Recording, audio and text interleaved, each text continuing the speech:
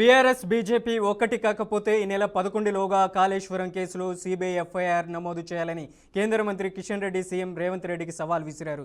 Jubilee Hills bypoll క్యాంపెయినింగ్లో భాగంగా రెహ్మత్ నగర్లో CM Revanth Reddy road show నిర్వహించారు. ఈ సందర్భంగా ఆయన మాట్లాడుతూ కాళేశ్వరం కేసీఆర్ కుటుంబానికి ఏటీఎంగా మారిందని మోదీ, అమిత్ షాతో పాటు బీజేపీ నేతలు పదే పదే చెప్పారు. కాళేశ్వరం కేసును సిబిఐకి అప్పగిస్తే 48 గంటల్లో తండ్రి కొడుకులను జైలుకు పంపిస్తామన్నారు. కాళేశ్వరం ప్రాజెక్టు సంబంధించి నరేంద్ర మోడీ గారు, అమిత్ షా గారు ఈ రాష్ట్రంలో పర్యటనకు వచ్చినప్పుడల్లా కాళేశ్వరం కేసీఆర్ కు ఏటీఎం గా మారింది, 1,00,000 కోట్లు కొల్లగొట్టిందని ప్రధానమంత్రిగా, హోంమంత్రిగా మీరు ఎన్నోసార్లు ఈ రాష్ట్రంలో మాట్లాడింది.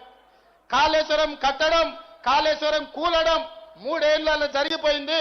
1,00,000 కోట్ల రూపాయలు ఈ రోజు గోదావరిలో కలిసిపోయినాయి. దాని మీద జ్యుడిషియల్ కమిషన్ వేసి నివేదిక తెప్పించి కేసీఆర్, హరీష్ రావు దోషులు, వాళ్ళ మీద చర్యలు తీసుకోవాలని ఇస్తే ఆ విషయాన్ని అసెంబ్లీలో చర్చించి సిబిఐకి పంపించినాం. సెప్టెంబర్ 1 నాడు కేంద్ర ప్రభుత్వానికి కేసీఆర్, హరీష్ మీద సిబిఐ కేసులు కట్టి అరెస్టు చేయమని మేము పంపించినాం. కిషన్ రెడ్డి గారు అంతకుముందు అన్నారు, మాకివ్వండి సిబిఐకి 48 గంటల్లో తండ్రి కొడుకులను చెర్లపల్లి, చెంచల్గూడ జైలుకు పంపిస్తామని.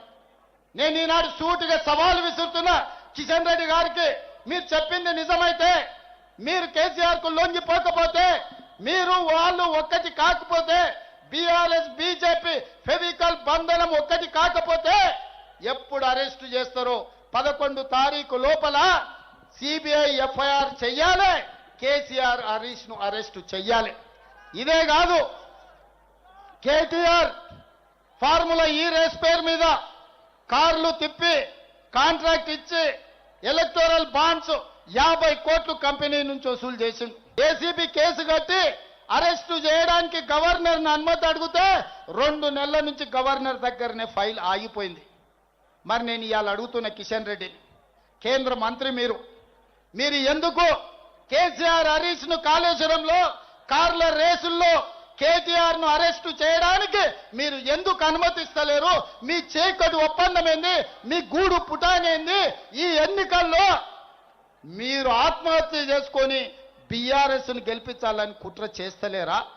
ఎందుకంటే రేపు బీఆర్ఎస్ బీజేపీలో విలీనం అవుతుంది. ఆనాడు కాలేజ్